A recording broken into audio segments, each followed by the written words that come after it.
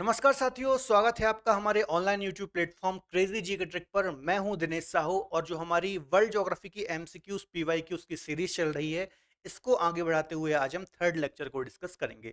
आज का जो हमारा लेक्चर है अक्षांश रेखाओं देशांतर रेखाओं से रिलेटेड होने वाला है।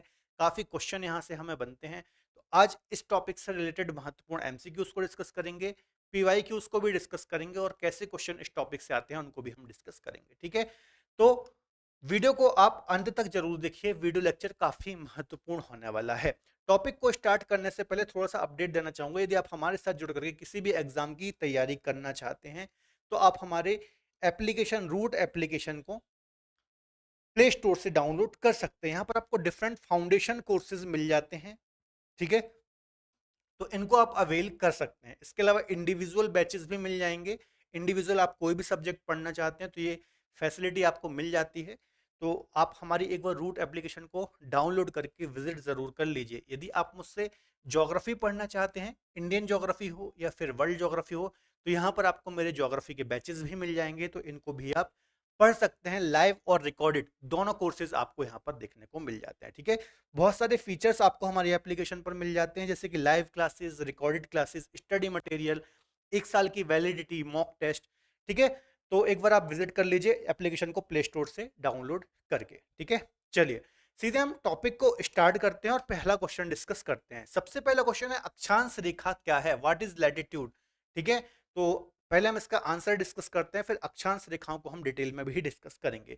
तो जो अक्षांश रेखाएं होती है, यदि मैं इसकी डेफिनेशन आपको बताऊं, तो विषुवत रेखा के उत्तर में और विषुवत रेखा के दक्षिण में, विषुवत रेखा के समांतर जो कुछ रेखाएं होती हैं, है ना, इसके यदि मैं डेफिनेशन बोलूं तो पृथ्वी के केंद्र केंद्र से उत्तरी गोलार्ध और दक्षिणी गोलार्ध में जो कोणीय दूरी होती है, यहां पर ऐसे समझिए, मैं यहाँ पर ये मैंने एक पृथ्वी बनाई। ठीक है, ये पृथ्वी का केंद्र हो गया। ठीक है, तो यहां पर ये होगी इक्वेटर 0 डिग्री। ठीक है, पृथ्वी के केंद्र से उत्तरी गोलार्ध और दक्षिणी गोलार्ध में, ठीक है, मैंने एक कोण बनाया।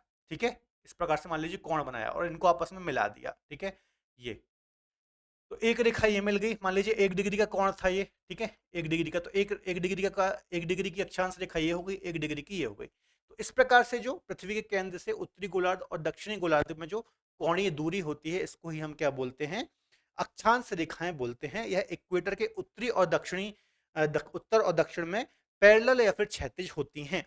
ठीक है, तो इसका आंसर हो जाएगा इक्वेटर के उत्तर या फिर दक्षिण की दूरी।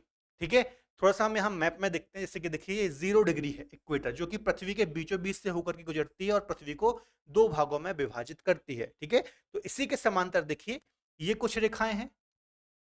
ठीक है, और ये कुछ रेखाएं हैं, ये कैसी हैं, क्षैतिज हैं। ठीक है, क्षैतिज होती हैं और एक दूसरे के समांतर होती हैं, पैरेलल होती हैं। ठीक है, ये इनकी विशेषताएं होती हैं। इनकी संख्याओं की बात करें तो यदि अक्षांशों की यदि आप बात करेंगे, ठीक है, अक्षांशों की यदि आप बात करेंगे तो इनकी संख्याएं होती हैं 181। ठीक है, यहां पर आप जाएंगे तो 90 ऊपर होंगी। ठीक है, और 90 यहां पर नीचे होंगी। ऊपर नीचे का मतलब है इक्वेटर के ऊपर 90, इक्वेटर के नीचे 90 और प्लस एक इक्वेटर, तो ये हो जाएगी 181। लेकिन चूंकि ये रेखाएं हैं, है ना, पृथ्वी का पूरा सर्कल कवर करती है, मतलब ये रेखा गई है तो ये पृथ्वी का पूरा सर्कल कवर करेगी, तो ये पूरी एक रेखा हुई। इसको हम अक्षांशीय व्रत भी बोलते हैं। ठीक है, अक्षांश व्रत बोल लीजिए, अक्षांशीय रेखाएं बोल लीजिए। ठीक है, तो ये टोटल 181 अक्षांश होते हैं। लेकिन कभी अक्षांशीय व्रत की बात कर ले, अक्षांशीय रेखाओं की बात कर ले, तो ये होती हैं 179। ऐसा क्यों है, क्योंकि ये नॉर्थ पोल और साउथ पोल है ना, यहां पर कोई रेखा नहीं खींचेगी, सिर्फ एक पॉइंट रखेगा। ठीक है, तो ये कोई रेखा नहीं होगी, इसको हम अक्षांश बोलेंगे। 90 डिग्री अक्षांश, 90 डिग्री नॉर्थ अक्षांश, 90 डिग्री साउथ अक्षांश। ठीक है, तो इसको हम अक्षांशों में काउंट करेंगे, ना कि अक्षांश रेखाओं में। तो अक्षांशों की संख्या 181 है, जबकि अक्षांशों की संख्या 181 है, जबकि अक्षांशीय रेखाओं या फिर अक्षांशीय वृत्तों की संख्या कितनी है, 179 है। ये बात आपको याद रखनी है। ठीक है, चलिए नेक्स्ट क्वेश्चन है, किसी स्थान का मानक समय निर्धारित करने का आधार होता है। ठीक है, ये जैसे कि हमारे भारत की एक मानक समय रेखा है 82.5 डिग्री पूर्वी देशांतर, 82.5 डिग्री ईस्टर्न हेमिस्फीयर, है ना, सॉरी ईस्टर्न लॉन्गिट्यूड बोलेंगे इसको, ईस्टर्न लॉन्गिट्यूड बोलेंगे। ठीक है, पूर्वी देशांतर। तो ये किस आधार पर हमने बनाई है, तो जो प्राइम मेरिडियन लाइन है, अंतरराष्ट्रीय ये देखिए प्राइम मध्याह्न रेखा या फिर प्राइम मेरिडियन जो लाइन है, जो कि लंदन के ग्रीनविच से होकर के गुजरती है।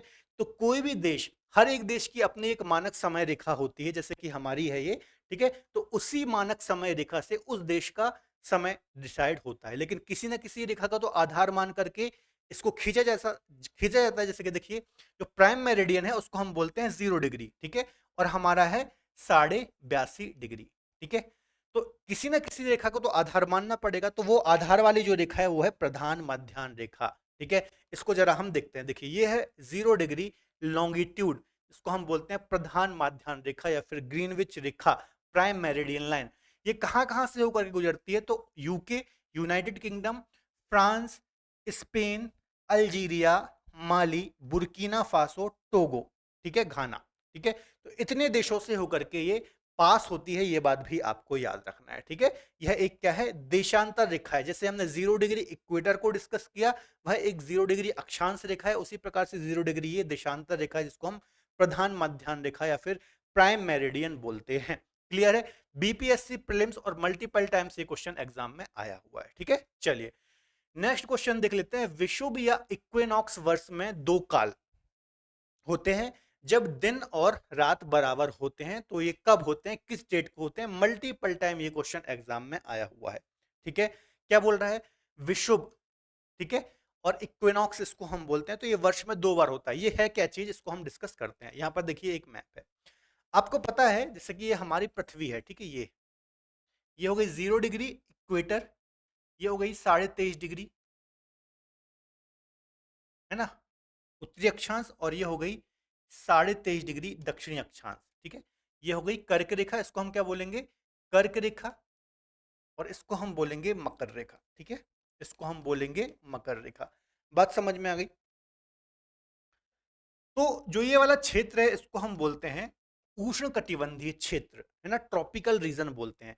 और जो सन है ना, पृथ्वी जो रिवॉल्यूशन करती है या फिर घूर्णन करती है सूर्य के चारों ओर, तो जो सूर्य है वो इसी विषुवत रेखा से पहले कर्क रेखा पे जाता है, फिर कर्क रेखा से फिर विषुवत रेखा पे आता है, फिर मकर रेखा पे जाता है, और फिर कहां पर आता है? विषुवत रेखा पर जाता है। मतलब कहने का ये है कि सूर्य की जो सीधी किरणें हैं इसी क्षेत्र पर सीधी चमकती हैं। कर्क से मकर वाला जो बीच का ये क्षेत्र है, 23.5 डिग्री उत्तरी अक्षांश और 23.5 डिग्री दक्षिणी अक्षांश के ये बीच वाला जो क्षेत्र है, तो सूर्य की किरणें किरणें वर्ष में कभी ना कभी इस क्षेत्र में सीधी चमकती हैं।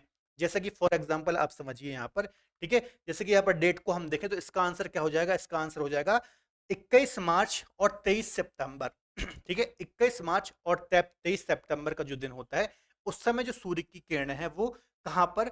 विषुवत रेखा पर सीधी चमकती हैं। अब जरा इसको समझिए कैसा होता है ये पूरा, ठीक है। जैसे देखिए, जैसे मान लीजिए 21 मार्च का दिन है, ठीक है, एम लिख दिया मैंने। 21 मार्च को सूर्य क्या है? सूर्य की किरणें विषुवत रेखा पर बिल्कुल सीधी चमक रही हैं, ठीक है। अभी सूर्य बिल्कुल सीधा कहां पर है? इक्वेटर पर है, ठीक है। तो यहां पर क्या होगा? पूरी पृथ्वी पर दिन और रात बराबर होंगी, ठीक है। फिर क्या होगा? धीरे धीरे सूर्य का उत्तरायण होगा, सूर्य की किरणें उत्तर की ओर ट्रांसफर होना स्टार्ट करेंगी इस प्रकार से। जैसे ये मार्च था, 21 मार्च था, अप्रैल, मई और जून। 21 जून को 21 जून को सूर्य की जो किरणें हैं ये कर्क रेखा पर सीधी चमकती हैं, ठीक है। 21 जून को सूर्य की जो रेखाएं हैं ये कर्क रेखा पर सीधी चमकती हैं, और इसको हम क्या बोलते हैं? उत्तरी गोलार्ध का, 21 मार्च जो होता है उत्तरी गोलार्ध का सबसे बड़ा दिन होता है। और इस समय क्या होगा? हमारे यहाँ ग्रीष्म ऋतु होगी, है ना। जब सूर्य की किरणें हमारे उत्तरी गोलार्ध में कर्क रेखा में सीधी चमक रही हैं, क्योंकि कर्क रेखा भारत के बिल्कुल बीचों बीच से होकर के गुजरती है, तो यहाँ पर क्या होगा? ग्रीष्म ऋतु होगी इस समय, है ना। जून में आप देखते होंगे, मतलब जून में तो हालांकि मानसून आ जाता है, लेकिन ये जो सूर्य का उत्तरायण हो रहा है, मतलब मार्च के बाद, मार्च, अप्रैल, मई, जून, है ना। तो ये वाला जो पूरा टाइम पीरियड होता है, चूंकि सूर्य उत्तर की ओर आ रहा है, तो इस समय उत्तरी गोलार्ध में क्या होगा? ग्रीष्म ऋतु होगी। और 21 जून को जब सूर्य कर्क रेखा पर सीधा चमकेगा तो क्या होगा? उत्तरी गोलार्ध का सबसे बड़ा दिन होगा, और यहाँ पर ग्रीष्म ऋतु का समय ये होगा। मतलब ये 21 जून को मैं नहीं बोल रहा हूँ, है ना, पूरा जब ये 21 मार्च के बाद ये पूरा उत्तरायण होना स्टार्ट हुआ है, तो ग्रीष्म ऋतु होना यहाँ पर स्टार्ट हो जाती है, ठीक है। 21 जून के बाद फिर जुलाई, अगस्त, सितंबर, तो फिर से 23 सितंबर को क्या होता है, यहां पर लिख रहा हूं, 23 सितंबर को फिर से सूर्य कहां पर आ जाता है, इक्वेटर पर आ जाता है। और फिर से सितंबर के बाद अक्टूबर, नवंबर और दिसंबर, ठीक है। 22 दिसंबर के दिन ये मकर रेखा पर सीधा चमकता है, ठीक है। अब सूर्य कहां पर है, 22 दिसंबर को मकर रेखा में है। तो यहां पर क्या होगा, मकर रेखा वाले क्षेत्र में, यहां पर ऑस्ट्रेलिया वगैरह है, तो यहां पर क्या होगा, ग्रीष्म ऋतु होगी, और हमारे यहाँ क्या होगी, शीत ऋतु होगी, ठीक है। दिसंबर के टाइम पे ये जो होता है, सितंबर के बाद देखेंगे अक्टूबर, नवंबर, दिसंबर, नवंबर दिसंबर वाला जो ये टाइम पीरियड होता है, हमारे यहाँ क्या होता है, शीत ऋतु होती है, क्योंकि सूर्य की किरणें यहाँ सीधी चमक रही हैं और हमारे यहाँ कैसे चमकेंगी, तिरछी चमकेंगी, ठीक है। तो यही सब चीजें एग्जाम में आते हैं कि उत्तरी गोलार्ध का सबसे बड़ा दिन, उत्तरी गोलार्ध का सबसे छोटा दिन, दक्षिणी गोलार्ध का सबसे बड़ा दिन, विषुव क्या होता है, ठीक है। तो यही सब चीजें एग्जाम में पूछी जाती हैं, आपको याद रखना है, ठीक है। तो विषुव क्या होता है या फिर इक्विनॉक्स क्या होता है, 21 मार्च और 23 सितंबर का दिन होता है जब सूर्य की किरणें इक्वेटर पर सीधी चमकती हैं, और इस दिन पृथ्वी पर दिन और रात बराबर होते हैं, ठीक है। 21 जून के दिन सूर्य उत्तरी गोलार्ध या फिर बोले कर्क रेखा पर सीधा चमकता है, इस दिन उत्तरी गोलार्ध का सबसे बड़ा दिन होता है। 22 दिसंबर का दिन वो होता है जब सूर्य मकर रेखा पर सीधा चमकता है, इस दिन क्या होता है, दक्षिणी गोलार्ध का सबसे बड़ा दिन और उत्तरी गोलार्ध का सबसे छोटा दिन हो जाएगा, ठीक है। तो इस प्रकार से सारी चीजें चलती हैं, ठीक है। तो ये बात भी आपको याद रखना। 21 जून को हम क्या बोलते हैं, समर सोलिस्टिक बोलते हैं, और जो 22 दिसंबर का दिन होगा इसको हम विंटर सोलिस्टिक बोलते हैं। अयनांत हिंदी में इसके लिए शब्द होता है। तो आई थिंक सारी चीजें आपको यहां से क्लियर हो गई होंगी। आगे और भी क्वेश्चन आएंगे तो फटाफट हम उनको यहां पर टिक करेंगे, ठीक है। चलिए नेक्स्ट देख लेते हैं, यदि दो स्थानों की स्थिति में 90 डिग्री देशांतर का अंतर है तो दोनों स्थानों का के बीच का समय अंतर होगा, ठीक है। दो देशांतर रेखाएं हैं, जैसे मान लीजिए ये दो देशांतर रेखाएं, ठीक है। इनके बीच में क्या है, इनके बीच में 90 डिग्री का अंतर है, तो क्या बोल रहा है, दोनों स्थानों के बीच में कितना समय अंतर होगा। तो सबसे पहली बात तो ये याद रखिए कि जो देशांतर रेखाएं होती हैं, ठीक है, ये काल्पनिक रेखाएं होती है, और इनका काम क्या है, तो ये किस काम आती है, समय निर्धारण के लिए, समय निर्धारण के लिए यूज होती हैं। एक काम तो इनका ये हो गया, दूसरा काम क्या है इनका, दूसरा है स्थिति को बताना, ठीक है। तो कभी भी एग्जाम में क्वेश्चन आ जाए कि देशांतर रेखाएं आखिर खींची क्यों गई हैं, इनका क्या काम था, तो ये काल्पनिक रेखाएं और इनका काम क्या है, तो किसी भी देश का है ना समय निर्धारित करना, जैसे कि हमारे भारत की भी 82.5 डिग्री पूर्वी देशांतर रेखा है, तो समय निर्धारित करना, और किसी भी देश की स्थिति को बताना, जैसे कि हम भारत की स्थिति को पढ़ते हैं ना, 8 4 से 37 6, 68 7 से 97 25, है ना, पूर्वी देशांतर। तो हम ये कैसे बता रहे हैं, इन्हीं अक्षांश और देशांतर रेखाओं से बता रहे हैं। तो ये देशांतर रेखाएं हैं। इसी प्रकार से अक्षांश रेखाओं का काम क्या होता है, तो किसी भी क्षेत्र के, देश के, राज्य के जलवायु प्रदेशों का निर्धारण करना, जलवायु प्रदेशों का निर्धारण करना, ठीक है। कहाँ कितना टेम्परेचर होगा, जैसे कि उष्ण कटिबंधीय क्षेत्र, शीतोष्ण कटिबंधीय क्षेत्र, शीत कटिबंध क्षेत्र, ये हम कैसे बता पा रहे हैं, अक्षांश रेखाओं से ही तो बता रहे हैं ना। अभी हमने डिस्कस किया 23.5 से 23.5 के बीच का जो क्षेत्र होता है यह उष्ण कटिबंधीय क्षेत्र होता है। कैसे हमने बताया, अक्षांश रेखाओं से बताया ना, कर्क रेखा और मकर रेखा क्या है, अक्षांश रेखाएं ही तो है। तो जलवायु प्रदेशों का निर्धारण करती हैं अक्षांश रेखाएं, और किसी भी जगह की स्थिति को बताती हैं। तो ये दो काम होते हैं अक्षांश रेखाओं के, ठीक है। तो ये आपको काम भी पता होना चाहिए कि अक्षांश रेखाओं के काम क्या हैं और देशांतर रेखाओं के काम क्या हैं।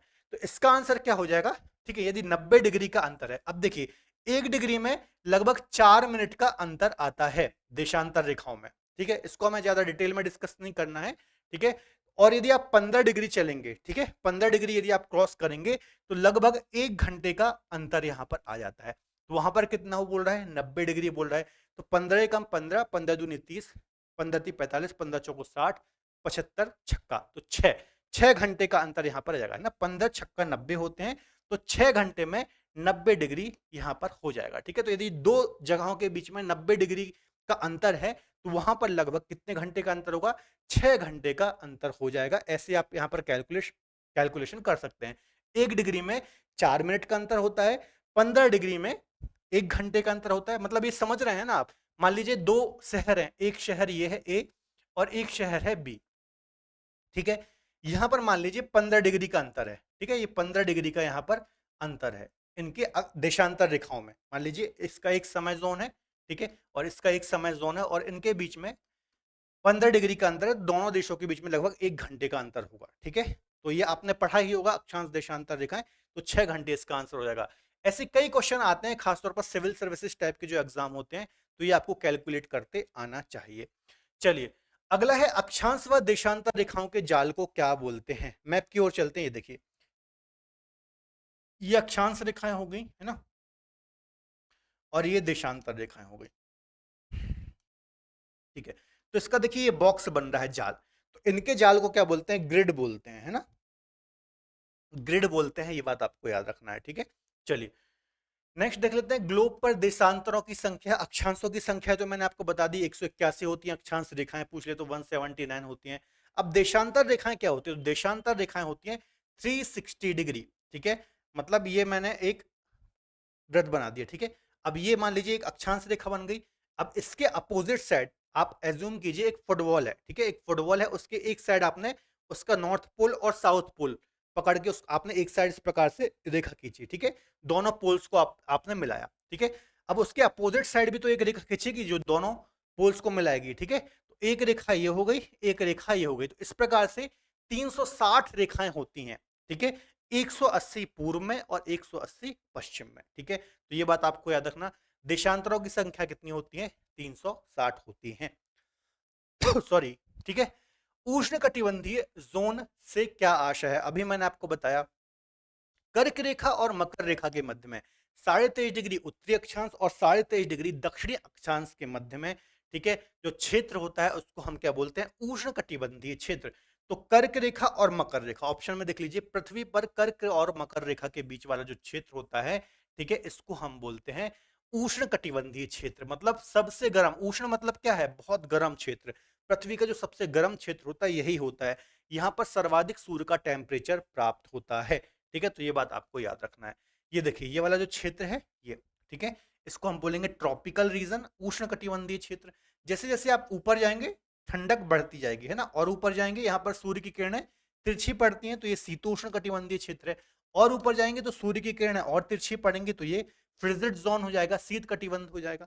ठीक है, तो ये सारे जोन होते हैं, एक बार हम डिस्कस भी कर लेते हैं। जैसे देखिए, ये 23.5 डिग्री उत्तरी अक्षांश कर्क रेखा और 23.5 डिग्री मकर रेखा, तो हमने डिस्कस कर लिया उष्ण कटिबंधीय क्षेत्र। 23.5 से ऊपर जाएंगे तो एक 66.5 डिग्री उत्तरी अक्षांश होता है और एक नीचे 66.5 डिग्री दक्षिणी अक्षांश होता है।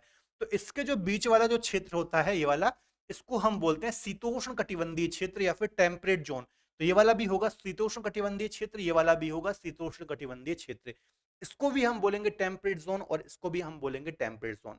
अब यहाँ पर क्या है, सूर्य की किरणें कभी भी सीधी नहीं चमकती। अभी मैंने बताया कर्क से मकर के बीच में ही सूर्य की किरणें सीधी चमकती हैं, यहां पर सूर्य की किरणें हमेशा तिरछी पड़ेंगी। ठीक है, तो ये अपेक्षाकृत ठंडा रीजन होता है, उष्ण कटिबंधीय के कंपैरिजन में ठंडा होता है, आपको याद रखना है।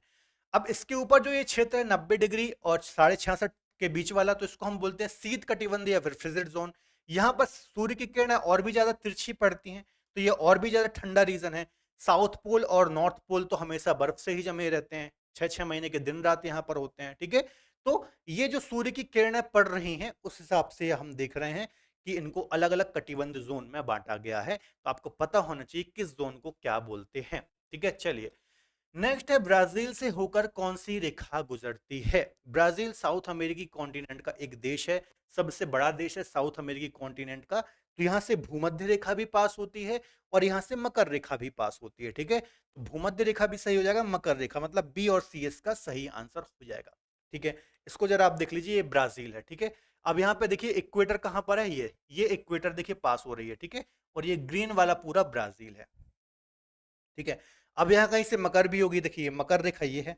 ठीक है, तो ये दोनों रेखा 0 डिग्री अक्षांश और 23.5 डिग्री दक्षिणी अक्षांश, दोनों रेखाएं ही ब्राजील से पास होती हैं, आपको याद रखना है। अब विषुवत रेखा, कर्क रेखा और मकर रेखा, तीनों पर मेरी जो प्लेलिस्ट है ज्योग्राफी बाई साहू सर, आप सर्च कर लीजिए। ठीक है, तो यहां पर आपको मेरे लेक्चर मिल जाएंगे, कर्क रेखा वाले भी, विषुवत रेखा वाले भी और मकर रेखा वाले। मतलब ये रेखाएं किन किन कंट्रीज से होकर के पास होती हैं, क्योंकि यहां से क्वेश्चन आते हैं एग्जाम पर। तीनों पर सेपरेट लेक्चर है और काफी अच्छे से मेमोरी ट्रिक्स के साथ मैंने वहां पर पढ़ा रखा है, तो तीनों लेक्चर देख लीजिए। ठीक है, चलिए अगला है, ऑस्ट्रेलिया के बीच से कौन सी रेखा गुजरती है। तो सिंपल सा क्वेश्चन है लेकिन मल्टीपल टाइम से क्वेश्चन एग्जाम में आया है, इसलिए मैंने इसको रखा है। तो ऑस्ट्रेलिया, अभी हमने डिस्कस किया कि 22 दिसंबर के दिन सूर्य मकर रेखा पर सीधा चमकता है। और जो मकर रेखा है ऑस्ट्रेलिया के बीच से होकर के पास होती है, बीचों बीच से होकर के पास होती है, ठीक है। तो इसका आंसर क्या हो जाएगा, मकर रेखा जो है ट्रॉपिक ऑफ कैप्रिकॉन जो है यह ऑस्ट्रेलिया से पास होती है, ठीक है। चलिए ये देखिए 23.5 डिग्री क्या बोलते हैं इसको, 23.5 सदर्न लैटिट्यूड है ना, आपको याद रखना है। इसके अलावा देखिए मकर रेखा की बात आई है तो यहाँ पर कंट्रीज भी लिखी हुई है कि किन किन कंट्रीज से पास होती है, जरा देख लीजिए एक बार। सबसे पहले साउथ अमेरिका में यदि आप देखेंगे तो चिली हो गया, पराग्वे हो गया, ब्राजील हो गया, अर्जेंटीना हो गया, ठीक है। इस पर सेपरेट लेक्चर है मेरा कि मकर रेखा किन किन देशों से पास होती है, आप प्लीज जा करके देख लीजिए काफी। और वहां पर मैंने काफी मेमोरी ट्रिक से समझाया, यहाँ पे तो पॉसिबल नहीं है क्योंकि लेक्चर काफी लंबा हो जाएगा, ठीक है। तो वो लेक्चर आप जरूर देख लीजिए ज्योग्राफी बाई साहू सर वाले प्लेलिस्ट में। यहाँ पर आप देखेंगे अफ्रीका में तो साउथ अफ्रीका हो जाएगा, नामीबिया हो जाएगा, बोत्सवाना हो जाएगा, मोजाम्बिक हो जाएगा और मेडागास्कर हो जाएगा, और इसके बाद ऑस्ट्रेलिया हो जाएगा, ठीक है। तो इतने देशों से होकर के मकर रेखा पास होती है। नेक्स्ट है निम्नलिखित में से कौन से देशों से कर्क रेखा नहीं गुजरती। जब भी नहीं लिखा रहे ना एग्जाम में क्वेश्चन में आए तो ये जरूर आप मार्क करना, वरना हम क्या पढ़ लेते हैं, निम्नलिखित में से किन देशों से कर्क रेखा गुजरती है और हम गलत कराते हैं। तो यहाँ पर बोल रहा है नहीं गुजरती है ना, अब आप हाँ पढ़ लेंगे तो ए ऑप्शन ही टिक करके जाओगे, तो ऐसे गलती हो जाती है, ये ह्यूमन एरर होता है, तो आपको याद रखना नहीं की बात हो रही है। तो कहाँ से नहीं गुजरती भैया कर्क रेखा, कनाडा से। यहाँ पर देखिए कनाडा लिखा हुआ है, तो कनाडा तो बहुत उत्तर में है, तो यहाँ से नहीं गुजरती है, इसका आंसर बी हो जाएगा। मैक्सिको से भी गुजरती है, बहामास से भी गुजरती है, बांग्लादेश हमारा पड़ोसी ही है तो यहाँ से तो गुजरती ही गुजरती है, चीन से भी गुजरती है, सऊदी अरब से गुजरती है, ओमान से गुजरती है, ठीक है। तो कनाडा से नहीं गुजरती, कनाडा काफी ऊपर है, आपको याद रखना है, ठीक है। देख लीजिए जरा यहाँ पर सारे देश यहाँ पर लिखे हुए हैं। उत्तरी अमेरिका में मैक्सिको और बहामास से गुजरती है। यदि आप अफ्रीका में देखें तो बहुत सारे देश हैं, वेस्टर्न सहारा है, अल्जीरिया है, लीबिया है, इजिप्ट है, इसके बाद मारिटोनिया है, माली है, नाइजर है, ठीक है। इतने देशों से होकर गुजरती है अफ्रीका में। यहाँ पर देखेंगे, ठीक है, ये कौन सा क्षेत्र है, ये अरेबियन पेनिनसुला है, सबसे बड़ा पेनिनसुला है वर्ल्ड का। तो सऊदी अरब, ओमान, यूएई से पास होती है। आप यहाँ पर देखेंगे तो इंडिया, चाइना, ताइवान, म्यांमार और बांग्लादेश से होकर के भी ये पास होती है, ठीक है। तो सेपरेट लेक्चर मिल जाएगा, देख लीजिए काफी अच्छे से मैंने वहां पर पढ़ाया है। नेक्स्ट है वह कौन सा महाद्वीप है जिससे कर्क, मकर और विषुवत रेखाएं, तीनों रेखाएं पास होती हैं। तो मल्टीपल टाइम से क्वेश्चन आया है। तो अफ्रीका कॉन्टिनेंट एकमात्र ऐसा महाद्वीप है या फिर कॉन्टिनेंट है जहां से तीनों रेखाएं, तीनों प्रमुख रेखाएं पास होती हैं, आपको याद रखना है, ठीक है। यहाँ पर देख लीजिए ये कर्क रेखा हो गई, ये विषुवत रेखा हो गई और ये मकर रेखा हो गई, और ये पूरा हो गया अफ्रीका कॉन्टिनेंट, ठीक है। तो ये बात भी आपको याद रखनी है। नेक्स्ट है भूमध्य रेखा निम्नलिखित में से किस देश से होकर नहीं गुजरती, नहीं गुजरती है ना, अब नहीं आ रहा है। तो भूमध्य रेखा थोड़ा सा देख लेते हैं। तो भूमध्य रेखा जो है ना ये नॉर्थ अमेरिका से होकर के नहीं गुजरती है, आपको याद रखना है। तो इसका आंसर ए हो जाएगा। मैक्सिको कहाँ है, नॉर्थ अमेरिका में, तो मैक्सिको से होकर के पास नहीं होती, जबकि केन्या, इंडोनेशिया और ब्राजील तीनों से होकर के ये पास होती है। जरा देख लेते हैं मैप में, देखिए कोलंबिया, इक्वाडोर, इक्वाडोर और ब्राजील, ये तीन देश हो गए साउथ अमेरिका के, ठीक है। यहां पर यदि आप आएंगे तो Sao Thome Principe, Gabon, Republic of Congo, Uganda, Somalia, democratic Republic of Congo, Kenya, ये देश हो गए अफ्रीका के। यहां पर आप आएंगे तो यहां पर आप देखेंगे तो एक देश हो गया यहां पर इंडोनेशिया, मालदीव और किरीबाती, ठीक है। तो इतने देशों से होकर के इक्वेटर पास होती है। फिर से रिपीट कर रहा हूं, सेपरेट लेक्चर आपको मिल जाएगा तो वो जाकर के आप देख सकते हैं, ठीक है। चलिए आगे चलते हैं। नेक्स्ट है शून्य डिग्री, यहां पर आप 0 डिग्री बोल रहा है, शून्य अंश लिखा हुआ है, 0 डिग्री और 0 डिग्री अक्षांश और 0 डिग्री देशांतर है ना, इसको 0 डिग्री कर लेना, शून्य अंश हिंदी में हो गया है। तो ये कहां पर अवस्थित हैं या फिर कहां पर एक दूसरे को क्रॉस करते हैं, मतलब ये 0 डिग्री अक्षांश हो गई और ये 0 डिग्री देशांतर हो गई। तो ये जहां पर क्रॉस कर रहे हैं उस स्थान का नाम क्या है। तो अटलांटिक महासागर में ये जो दोनों रेखाएं हैं, ठीक है, ये एक दूसरे को क्रॉस करती हैं। यहाँ पर जरा मैप देख लेते हैं, मैप है नहीं शायद इसका, ठीक है, कोई दिक्कत नहीं है। तो यहाँ पर मैं आपको मैप में बता देता हूँ, आपको अफ्रीका कॉन्टिनेंट देखिए, ये अफ्रीका कॉन्टिनेंट हो गया, कुछ इस प्रकार का इसका मैप है, ये अफ्रीका कॉन्टिनेंट हो गया, ठीक है। तो यहाँ से आप देखेंगे तो विषुवत रेखा गुजरती हुई दिखाई देगी और यहाँ से आपको 0 डिग्री गुजरती हुई दिखाई देगी। ये जो हिस्सा है इसको हम बोलते हैं गिनी की खाड़ी, या फिर ये पूरा जो क्षेत्र है ये अटलांटिक ओशन का क्षेत्र है, और यहाँ पर ही ये दोनों रेखाएं एक दूसरे को काटते हैं। ठीक है, तो अटलांटिक महासागर, गिनी की खाड़ी में ये दोनों रेखाएं एक दूसरे को क्रॉस करती हैं, आपको याद रखना है। नेक्स्ट देख लेते हैं, उत्तरी गोलार्ध में वर्ष का सबसे छोटा दिन कौन सा होता है? नदर्न हेमिस्फीयर में सबसे छोटा दिन मैंने आपको बताया था।